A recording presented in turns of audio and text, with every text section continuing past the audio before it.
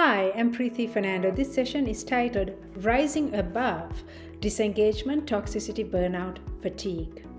The physically present, emotionally absent employee has a demoralizing effect on the mood and the energy of the workplace.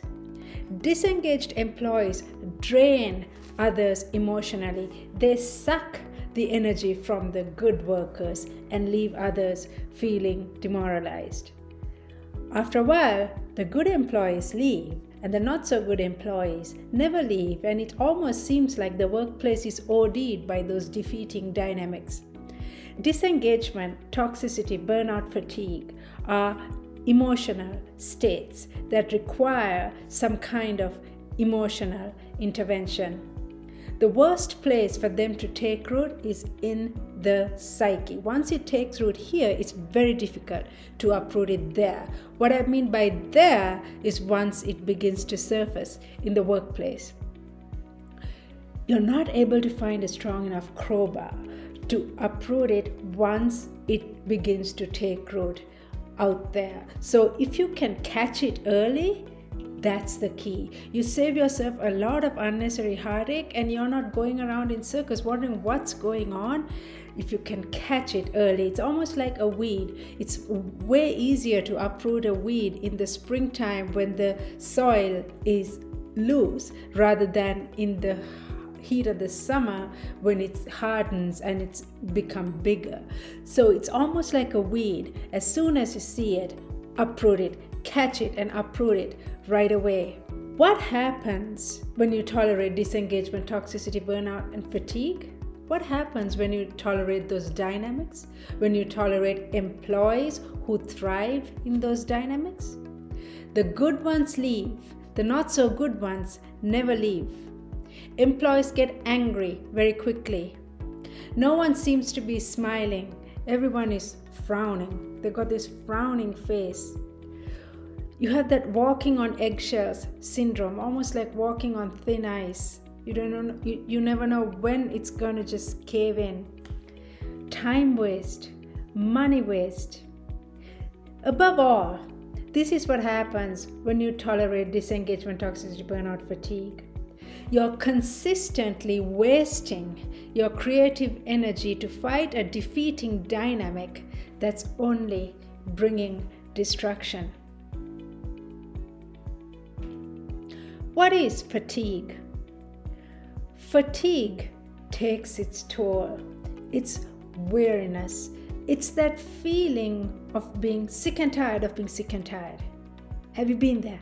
Some of you might feel that way about your job, sometimes about your personal life, or sometimes about an ongoing problem. It's almost like an infection that's been recurring for 2 months, 2 years, 20 years, 50 years. You're just sick and tired of it.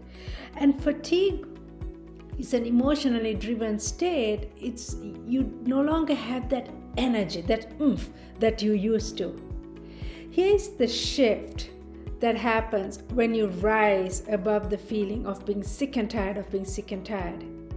You come to realize that you're not a hopeless case, that there is hope, that there are things that you can do to rise above fatigue.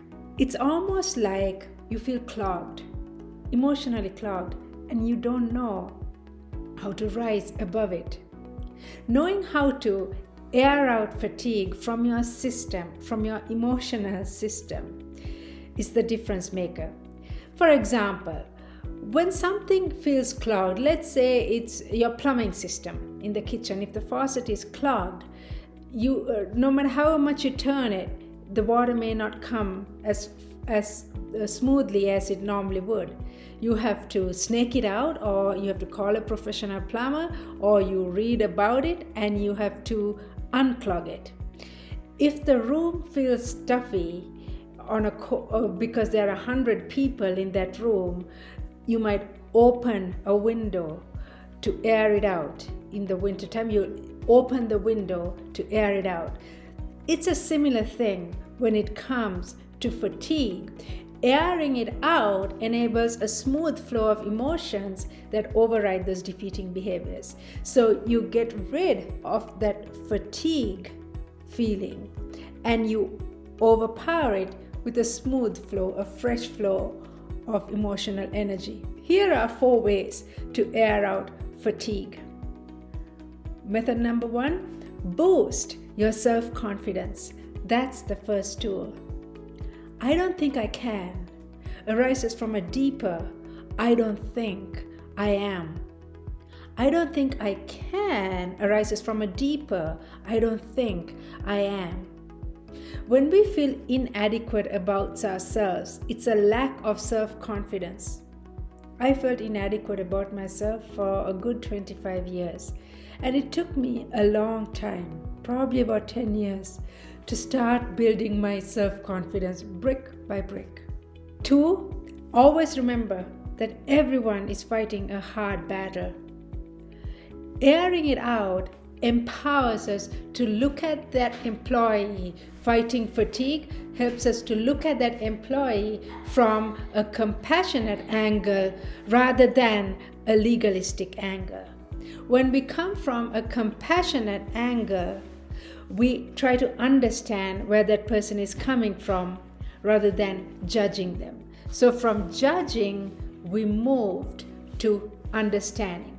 That's another way to air out fatigue. 3rd, stop feeding into the gossip.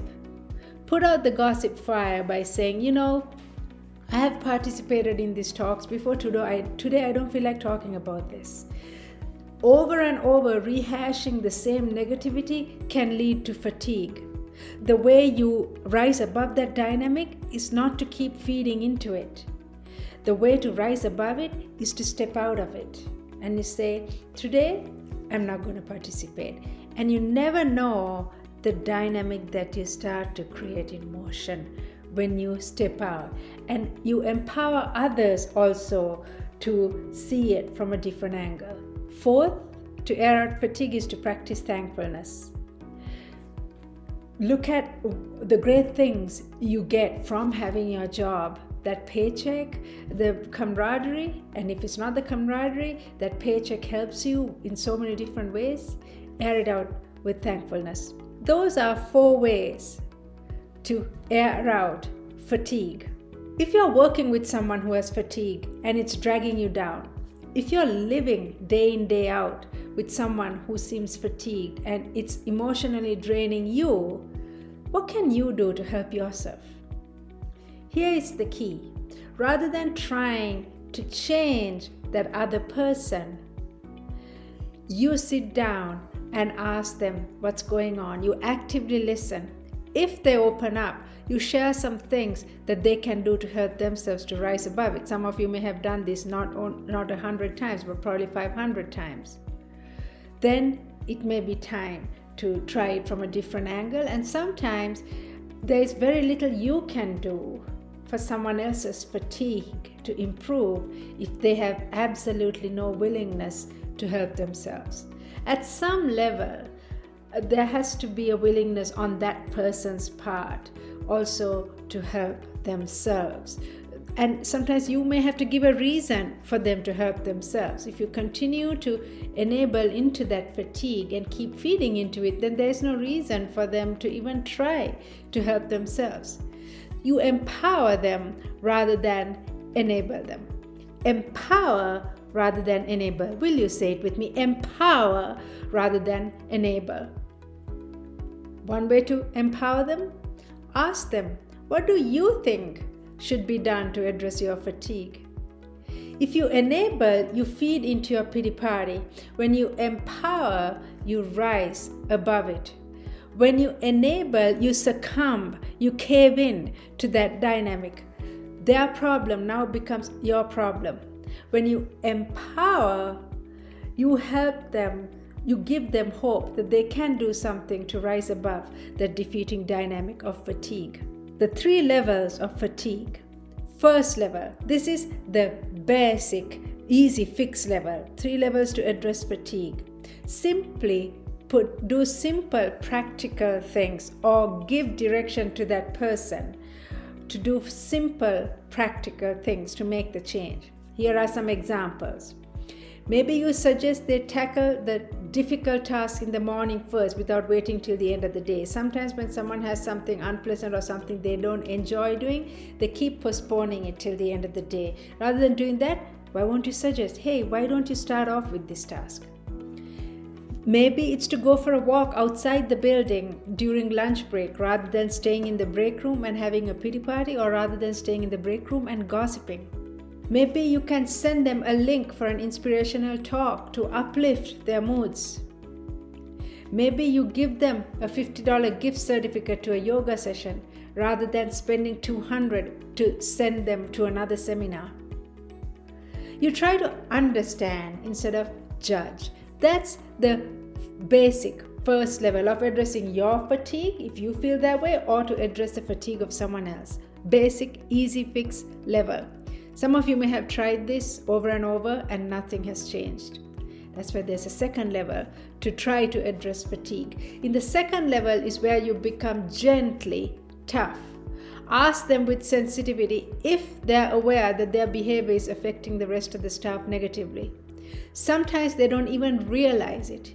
If they say, yes, I do understand my behavior and my fatigue is having a demoralizing effect on the rest of the staff, if they say that, that's a great place to address it. Why? They have that awareness. They have that awareness that their behavior is negatively affecting the other person or the rest of the staff, and they are willing to do something to rise above it. Ask if they intentionally want to continue that way. Make a few gentle suggestions to help themselves. Here's a gentle phrase you can use. You can jot it down if you like. I feel that feeling of weariness, that fatigue is having a demoralizing effect on the rest of the staff. What can you do to change it? What can you do to change that dynamic that you're giving out that's having a negative effect on the rest of the staff? You're not pointing fingers at them. You're also acknowledging the problem and you're saying, we cannot keep tolerating this. We need to get past this. What are you willing to do so that we can all get past this? Third level of addressing fatigue, this is where you walk away. Walk away. If you try everything in the book and then some, and nothing is getting through, that's when you know it is time to walk away. Let it go. You go on with your life. Sometimes you may have to transfer to a different department or get a different job if it is affecting your sanity. Is it time for some of you to quit? The power of knowing when to walk away? This is not from a quitter mindset, it's from a winner mindset. Quit. The power of knowing when to walk away. Part of rising above, not just fatigue, part of rising above disengagement, toxicity, burnout, fatigue is knowing when to quit and knowing when to walk away. If you have tried everything in the book and then some, and you have come to the end of your rope, it's affecting your sanity, it's affecting your family relations. It's like talking to a brick wall for the 550th time. It may be time to release that employee. It may be time for you to look for a different job. It may be time for you to open up your mouth and speak up. It may be time for you to say, I have done my part. Whatever that happens beyond this, I will accept because there's nothing more I can do to change this dynamic. Knowing when to walk away, that is important. What are some indicators of burnout and fatigue? How do they surface at your workplace? Sometimes in your home, if you're working 100% remotely from home, if there is burnout, fatigue happening around you in the house or with you, it's still affecting you. You don't have to go physically to a workplace to experience it. What are some indicators of burnout and fatigue? You create weird excuses to not show up for work. One day it's because you're sick, the next day it's because your cat is depressed. Isolation is a sign of burnout. Even worse is alienation. If you feel extremely alienated in a crowd of 200 people, That's burnout. You get physically tired very easily from doing the slightest task, and you don't know why you feel so tired. You get angry very quickly. Decreased productivity. What took you 2 hours to do now takes you 2 days to complete, and even that, it's not done with the same amount of finesse and elegance that you used to do it with in the past. Your paycheck no longer brings in the happiness that it once did.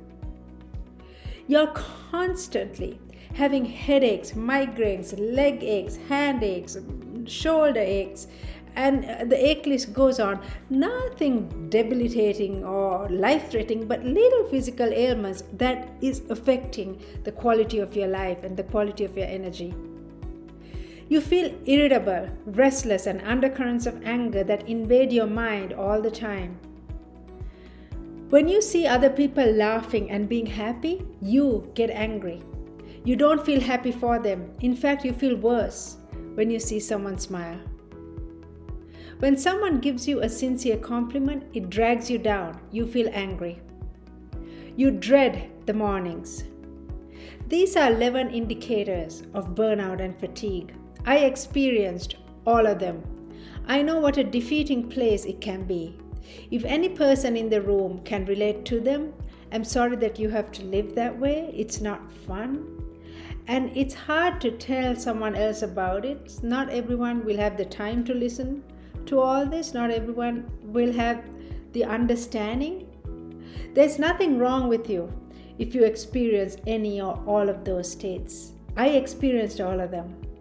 And I began to realize there is hope. I'm not a helpless case, that we can rise above them. I am rising above them. I'm not where I want to be. Thank goodness I'm not where I used to be with all of those dynamics.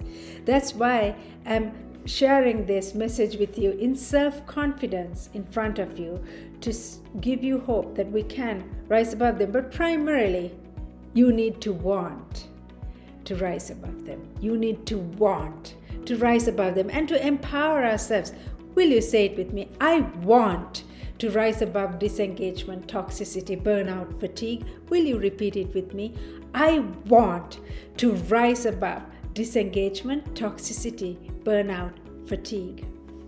What are some things you can do to rise above them?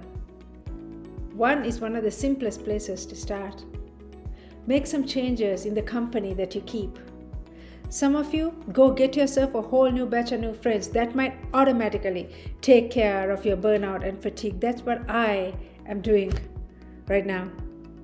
And I think that could be a constant activity to, from time to time, to reevaluate our associations and to ask ourselves, what are these associations doing to me?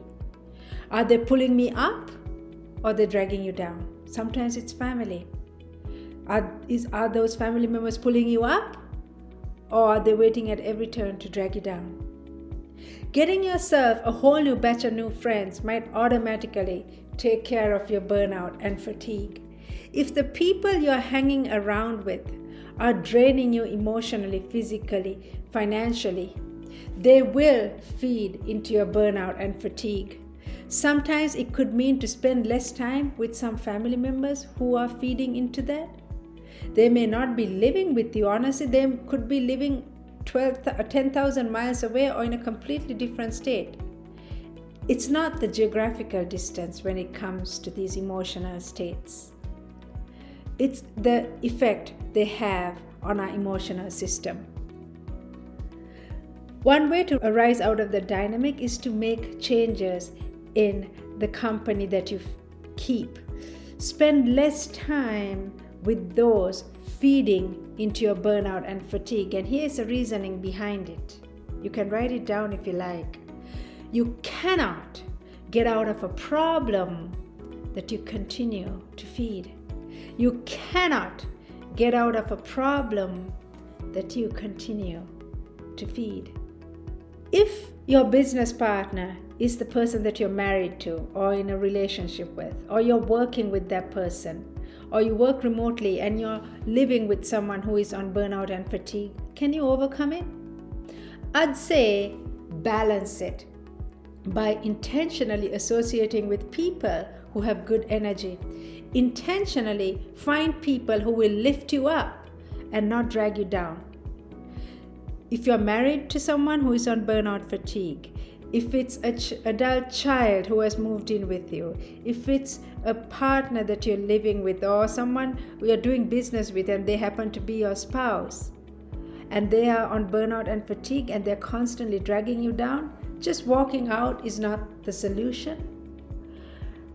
I'd say intentionally balance that dynamic by associating with people who are not on burnout and fatigue.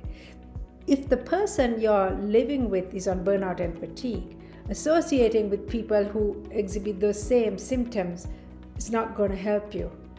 That could be lethal for you emotionally and mentally down the road. Next step, if you're working ridiculous number of hours, I'd say tone it down. Long hours take a toll on us. It just seems like some people are working endless hours and some people just don't seem to work any hours at all. And both seem to be ending up in the same place, unfortunately. If you're working ridiculous hours between your work life and your personal life, tone it down. Long hours can contribute to burnout and fatigue. Fourth step, see yourself as who you would like yourself to be. Visualize it. Imagine it, visualize it to have it. Will you say it with me? Imagine it, visualize it to have it. I would like to see myself as someone confident, rising above this person's fatigue. I would like to see myself as someone who feels upbeat the first thing when I wake up in the morning. Repeat those affirmations. Say these affirmations aloud over and over again in front of the bathroom mirror every morning. Aloud. When you're brushing your teeth, you can tell it mentally while you're brushing your teeth. Affirmations. Will you say it with me? Affirmations. Next, focus on one small behavior that you want to change at a time.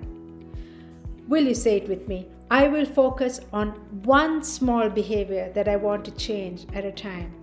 Will you say it with me? I will focus on one small behavior that I want to change at a time. Here's an example. If you have been getting angry with a coworker over the same argument for 10 months, 10 years, with a family member for 40 years, focus on one small area that you can change rather than trying to change the entire relationship dynamic all at once, rather than trying to make it this happily ever after, Cinderella happily ever after type of relationship where everything is just fine and dandy. That's too much to ask yourself. That the relationship has been damaged too much. That's tthe emotionally intelligent way to approach that is to focus on one little area. For example, can you handle that phone call with that coworker or with that family member for 5 minutes without yelling during the argument? You have always been yelling with each other, upping each one's voice and just ending up or slamming the phone or just getting angry every time you run into that topic. Every time it's ended in conflict, either that or you avoid that topic like the plague. And while you're avoiding it, that is building up. The weed is getting deeper and deeper into root into the summertime. Either ways, it leaves you or the office leaving demoralized. Can you focus on not yelling with each other during the argument? Can you focus on that teeny area for the next 1 month? That's what I mean by focusing on one small area that you can change and take that action step for a certain time period to rise above it. It's too overwhelming to change everything at once. Focus on one small area at a time. What one small area of that person or with that person, with that dynamic that person is having that can you change? What small area on your end, if you're the person who wants to rise above these dynamics, what small area from your end can you change? Would it be to repeat affirmations? Would it be to feel less threatened when that person brings up a manipulative tactic that you keep sucking into? Would it be to not take the bait with the mind game that family member might be playing or that co-worker might be playing? Would it be to not caving to the narcissistic attitude that boss might exhibit? That's one small area that you can focus on. Next, forget about the results. Forget about the results. You may not see effective results for weeks, months, or even 5 years. Don't get disheartened if you don't see automatic magic wand type of results within 24 hours. If it's a dynamic that's been happening for 24 years, I can assure you that dynamic is not simply going to vanish within 24 hours. It's going to take time. It's going to take persistence on your part. Keep at it. Don't get discouraged. Overcoming burnout and fatigue takes time, especially if it's been deep-rooted in the psyche for a long time. If you don't know what to do, keep doing what you do know what to do. Know that at some point you will slip up and slack. You will return to feeling burnout and fatigue even after you start overcoming it. When that happens, quickly override it by sticking to the plan you started and skip the guilt trip. Those are 7 $0 cost basic emotional intervention steps that you can take to rise above burnout and fatigue. Remember, burnout, fatigue are emotionally driven states. They require some kind of emotional intervention. The peak-to-peak principle. Robert Schuller came up with this principle.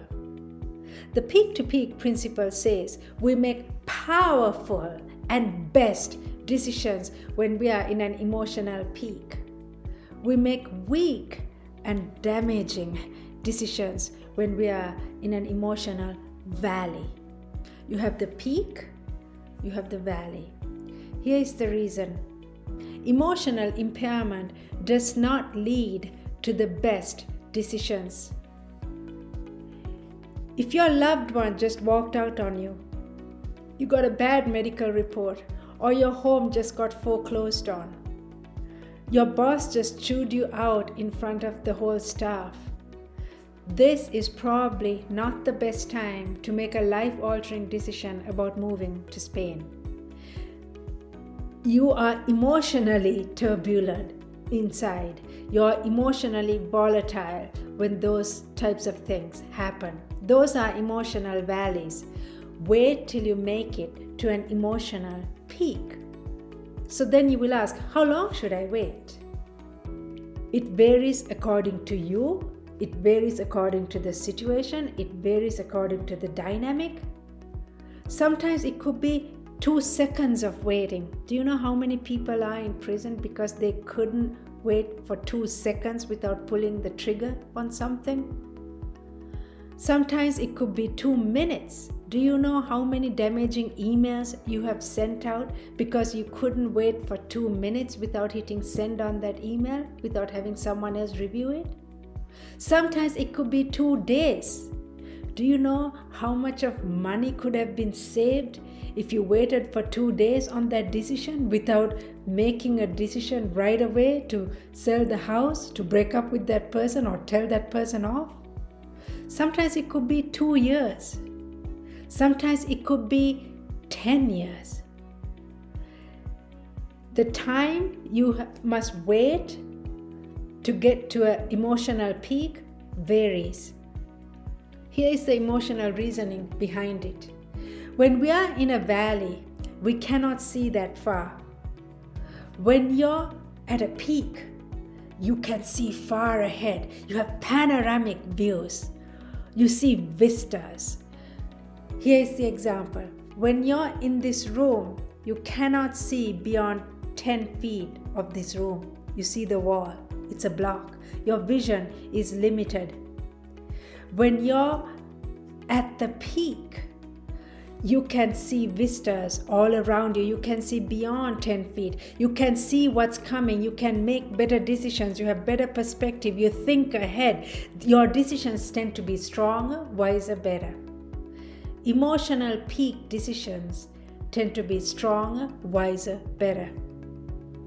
As you're listening and participating in this session, if you're about to quit your job, either silently or physically, if you're about to put a down payment on a new house while you still have the same house and you're not sure if you can juggle the finances, if you're about to walk out on a 25 plus year marriage, if you're about to end a relationship that both of you have been building brick by brick, if you're about to get married, if you're about to sign a vital document involving your finances, if you're about to sign up a will, before you move forward with any of those life-altering decisions, ask yourself, am I in an emotional valley or emotional peak?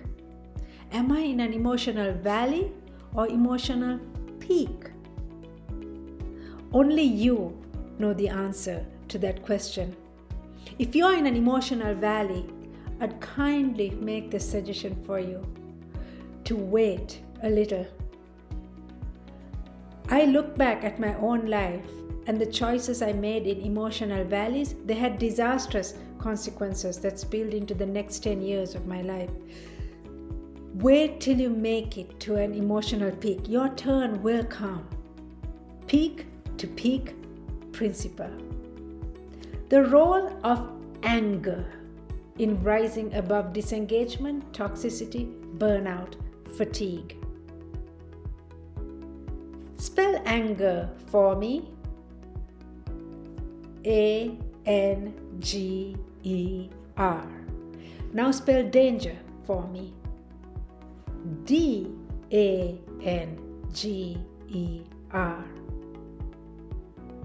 Anger is one letter away from danger. Anger is one letter away from danger. Anger is danger. I wasted a good 25 years of my life being angry. Now when I look back, it was probably one of the most foolish things that I could have done to hurt my own cause. I still get angry from time to time, and I am working on it. I'm not where I want to be. Thank goodness I'm not where I used to be. Living angry is hard. Living peacefully is hard. If I had to pick one over the other, I will pick peace today. Here is why. A peaceful mind is a powerful mind. An angry mind is a powerless mind. Will you say it with me? A peaceful mind is a powerful mind. Will you say it with me? A peaceful mind is a powerful mind. There are different kinds of anger. Verbal yelling, arguing, rage are fairly obvious types of anger. Then there is strife, constant conflict, bickering, nagging, division that are less obvious, which tend to happen behind closed doors. Physical violence is another type of anger. There's so much gun violence. Many of the people who just go killing innocent people, there's deep-seated anger on their end, and they take it out on people who had nothing to do with it in the first place. There is pressure cooker anger. How many of you use a pressure cooker? Maybe your grandparents did. That pressure cooker, it's like boof, explode. They explode, and all of a sudden, and you wonder what happened. What did I do? It's pressure cooker anger. Probably the deadliest types of anger, in my understanding, is crock pot anger, where the hurt keeps simmering, spicing it up day in, day out. You use a crock pot. Some of you use a crock pot. It's slow cooking. You can turn it on and off. Crockpot anger surfaces in spurts from time to time. People who have crockpot anger take out their slow anger on people who had nothing to do with it in the first place. If you had an angry day at work, do me a favor, don't take it out on your 6-year-old when you go home. Don't take it on your spouse when you go home. They had nothing to do with what happened. Crockpot anger, in my understanding, is the deadliest type of anger. Here's why. On the surface, that person can look just fine. That's why you hear some of these stories about someone who had no history of violence, no prior record, no felony, and all of a sudden they go on gun violence. There was deep-seated anger that they kept bearing and simmering, and they come out. And they take it out on people in violent and unhealthy ways. It may not necessarily be in violent ways, it could be in emotionally traumatizing ways. Crockpot anger is very hard to detect. When I look back at my own life and I look back at some of the people who hurt me the deepest, I truly believe it was crockpot anger driving them deep inside to take out their anger on me, and I could do nothing to stop it. Crockpot anger devastates lives. It leaves a trail of destruction and turns lives and families into ashes, and there's really nothing we can do unless we learn to rise above it. And we can learn to rise above it. Holding on to anger is like holding on to a hot piece of coal in your hand, hoping it will injure the other person. Does it injure the other person if you hold on to a hot piece of coal in your hand? It never does. We are the ones who are suffering. I'm talking about anger. In a session titled Rising Above Disengagement, Toxicity, Burnout, Fatigue. What's the connection? Here is the connection. At a deeper level, underlying disengagement, toxicity, burnout, fatigue, for the most part, is some kind of anger. If someone at work, on your board, at the local church if you're a believer, at the local temple, or at home, or in your family circle, a neighbor is taking out, is being toxic or manipulative, or they're disengaged, they're burnout, they're fatigued, and you feel like and it's affecting you, chances are at some level there's some kind of deep-seated anger there that you have no clue about. We cannot go changing other people and rewriting their life script. That's why knowing how to handle anger, knowing how to deal with, in some cases, our own anger. Maybe you don't have any anger, maybe you do, and you may not even realize how it's coming out. Knowing how to rise above it, rising above anger, is key. Here is why. Whoever who angers you controls you. It's almost like they have this remote in their hand and they can control you in any way they want for their benefit, to get their fix, or for them to feel like they don't have to deal with their anger, and the way they deal with it is by using the remote. Whoever who angers you controls you. You can write that down if you like.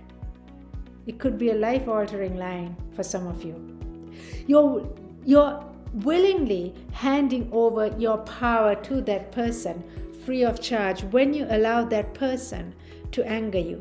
If someone hurt you 2 weeks ago, 2 months ago, 50 years ago, do yourself a favor. Release that anger. Don't allow that person to continue hurting you today and for the next 30 years. They may be 6 feet under. They may be having a wonderful time, completely forgotten about the pain they caused you.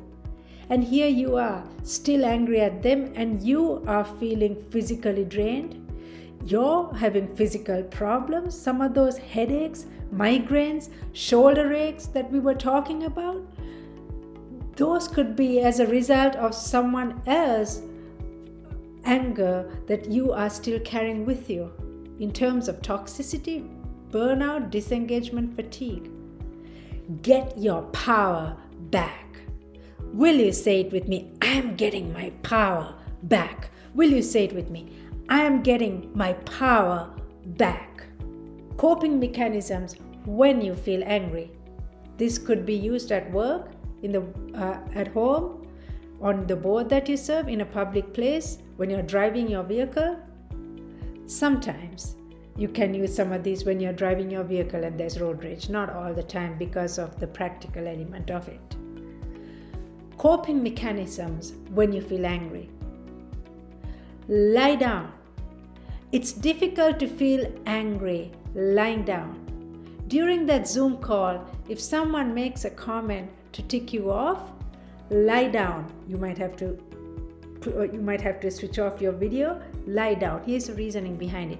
Breaking your body posture does something to break your emotional state. If you feel angry, by breaking your body posture, by lying down, or if you can go out for a walk, you're derailing that emotional state, at least for a little bit. Instead of doing something out of anger or sending an email hastily or writing a text right away, you're now biding time and you're breaking that emotional anger. Use your mental muscles to force yourself to lie down for a few seconds or a few minutes. That's step number 1. Step number 2, zap it when it hits the lower belly. Usually when you feel angry or you feel that person pushing your buttons, it starts somewhere way down here, like in the lower part of your belly. It starts way down there. You first feel it down there. Here's the key, especially for us women. The key is to catch it before it makes that journey slowly up to our mouth. So if you have a mouth that tends to go loose and wild, which was my case for the longest time. For a good 25 years of my life, during those years I lived angry, I had this mouth with all the wrong stuff coming out of it. The mouth can be a great tool if you have the right stuff coming out of it. The key to rising above anger when you feel that in the lower part of the belly is to catch it down there. Catch it, zip it, nip it in the bud, just like uprooting that weed before it makes its way up here, and then you're picking ashes after that, or you're on damage control. Third, Tic Tacs.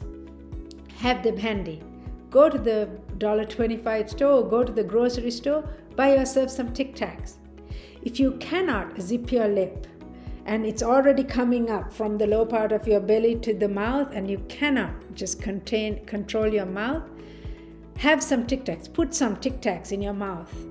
That way you're sucking on the Tic Tacs. It doesn't have to be Tic Tacs. It can be some kind of candy. But Tic Tacs, because they're small and you can kind of keep crunching or sucking on them. Tic Tacs can be a lifesaver. Next, whisper. Whisper. It's hard to carry out an argument in a whisper. Have you yelled in a whisper? How many of you have yelled in a whisper? Practice whispering. Next, count to 10. 1, 2, 3, 4, 5, 6. Count to 20 if you have to. During that Zoom call, when someone is pushing your buttons, they're directing at you. During that phone conversation, when you're driving the car, how many people have driven the car over a cliff or to a very dangerous situation, endangering others there because they were in an argument with each other, and one person said something and the person driving said something, and it kept escalating, and soon the person driving the vehicle just rode over a cliff, or they drove into a wall because they were angry. Those are the moments where you're counting to 10, whispering, putting some Tic Tacs in your mouth can bide you time. Count to 10, count to 30, count to 70, count to 200 if it's code red. If there's no one around and you're working remotely from home, count aloud. 1, 2, 3, 4, and keep counting. And you can walk at the same time or lie down at the same time while you're counting. If there is someone in front of you or your boss is talking to you, then count silently, mentally. Counting bides time. Biding time is another technique to break that emotion, to break that emotion of anger just seizing your system. Number 6 is to be physically still. Be physically still. Some of you, your habit when someone pushes your buttons might be to pace the floor up and down. You might jump up and down. You might kick and scream. How many people have had their lives altered in the court system, denied of custody or denied of parenting time or in prison because they could not be physically still? They had to reach out for some object. They had to push someone. They had to slam someone to a wall because they could not be physically still.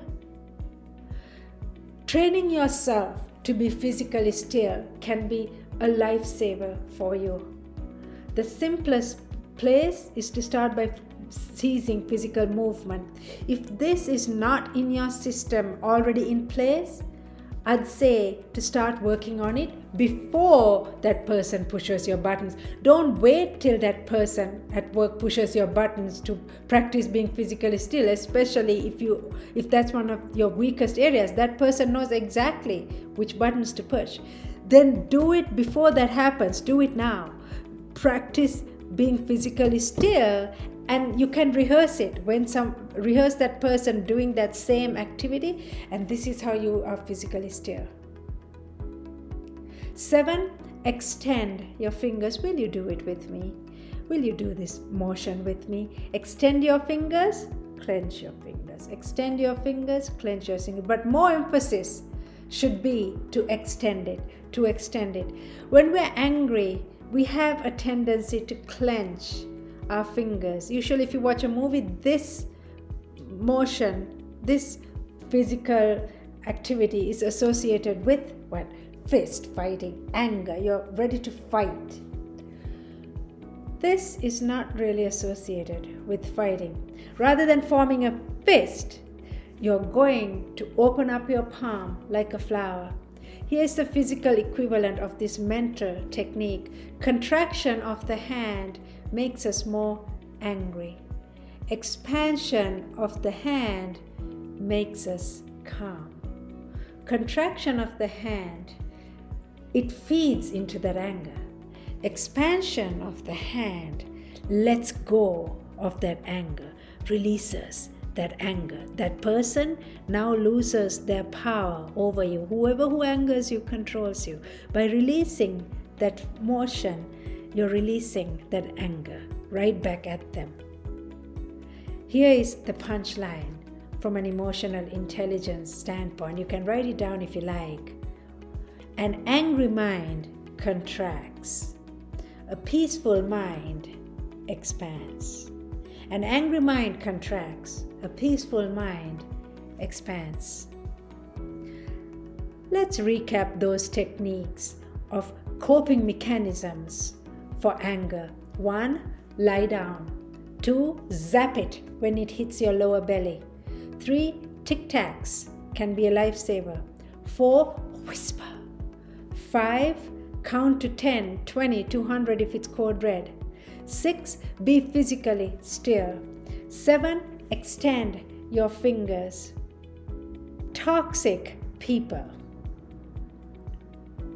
Rising above toxicity. Some of you probably have had to work with toxic people. And if not at work, if you have the ideal job and you have this great team, you may have a toxic family member. Anyone had to deal with a toxic family member? There are 2 kinds of toxic people. Positively toxic people, negatively toxic people. Both leave you in emotional decrease. In other words, you feel worse after your encounter with them if you don't protect yourself, if you don't rise above their toxicity. What are some things to look for to determine if someone is toxic? How do you know that person is toxic? And here is the word of caution when it comes to toxicity, and manipulation is a big part of that. Sometimes you might never find out who is engaging in that toxic behavior, who is engaging in the manipulation until the damage is done. And even after the damage is done, you might still be looking at the wrong person as being the cause for it. Sometimes you may never find out the real person behind that toxic manipulation. Here are some behaviors to determine if someone is toxic, if part of their toxicity is manipulation that wreaks havoc in your life. 1. Drama follows toxic people wherever they go. It's all about me, me, me. They play with your mind. It's the battlefield of the mind. They are master manipulators, yet you don't realize and see it until you see them doing the same thing to someone else. When you see similar patterns emerging in their behavior with someone else, that's how you might connect the dots together. Even then, sometimes you might not, because they're really good at it.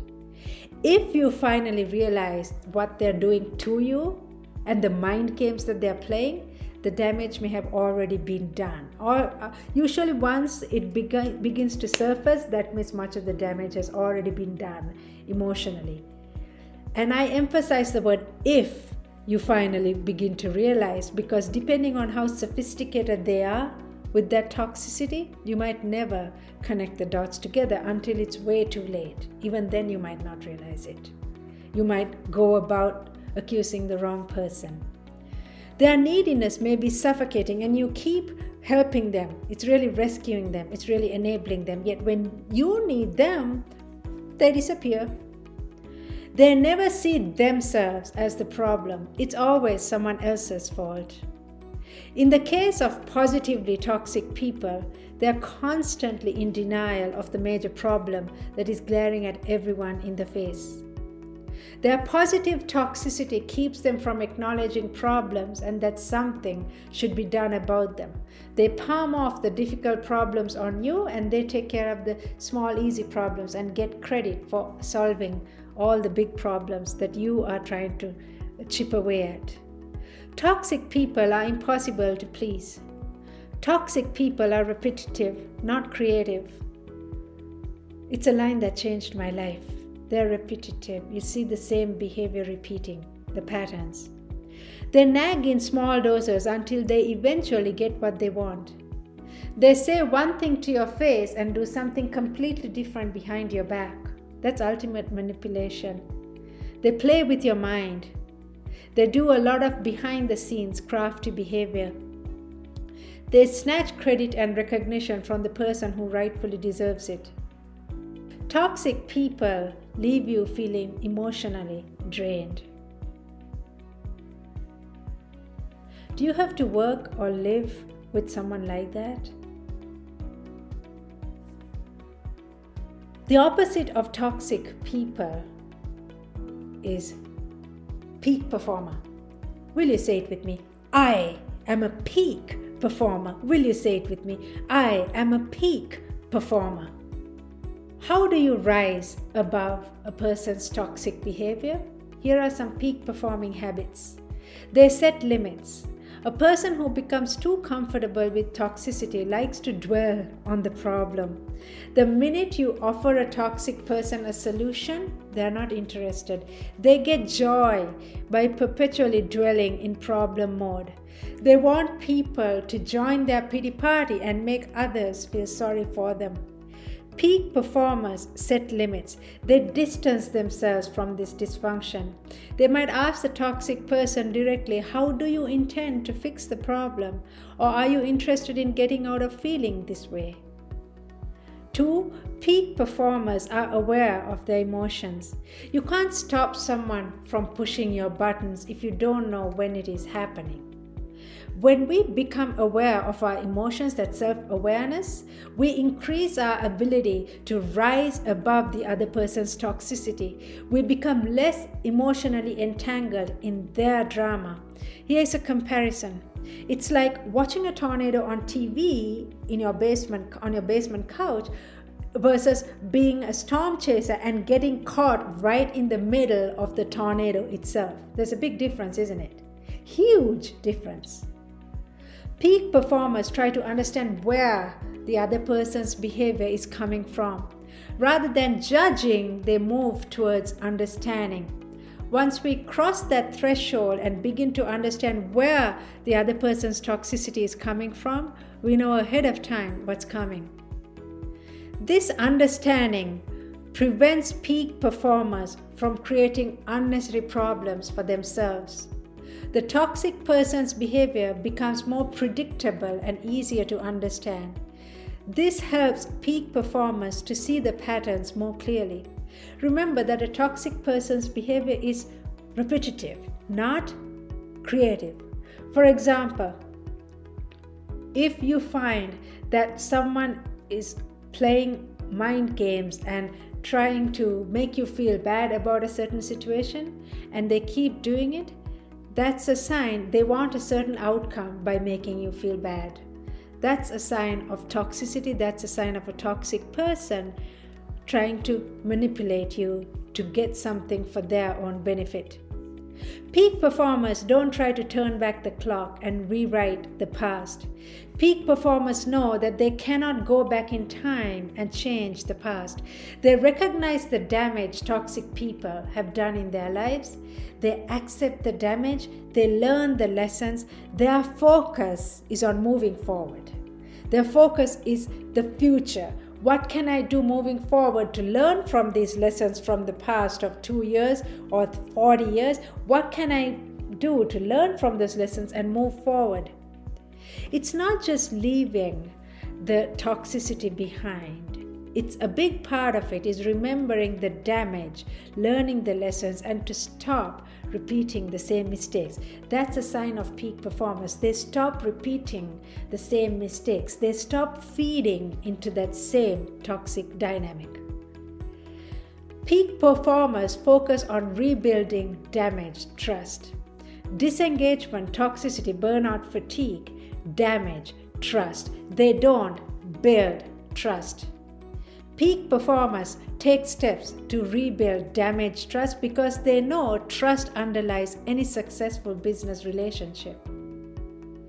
Peak performers focus on solutions rather than dwelling on the problem. Is there someone, a loved one, someone you're working with, a neighbor, an acquaintance? They keep coming to you with the same problem for the second year, for the 10th year, for the 20th year. And every time it's that same problem. And the minute you start empowering them to share what they can do to help themselves, they're not interested. Peak performers, on the other hand, they stop dwelling on the problem. And I think there comes a time with any person, if they have been coming to you and lamenting to you about a problem for 10 years, 20 years, 40 years, and nothing has changed, there comes a time that's when you say quit, the power of knowing when to walk away. Another option is to say, come back to me with something different. I have heard this for 30 years. Peak performers, rather than putting their energy on dwelling on the problem for the 31st year, they focus on solutions and they share those solutions with others. Peak performers look for new solutions.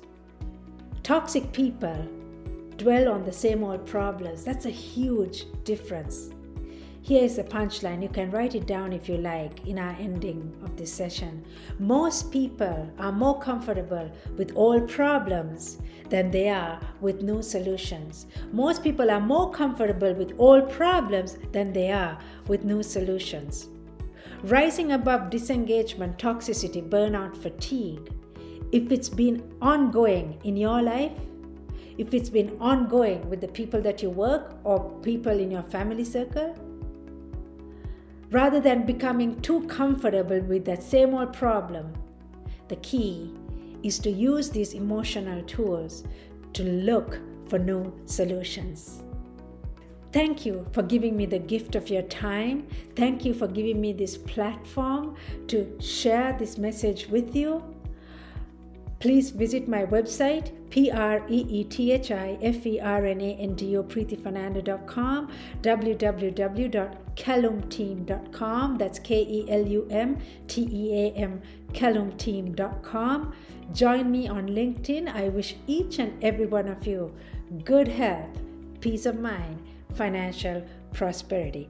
This is Preeti Fernando. Thank you.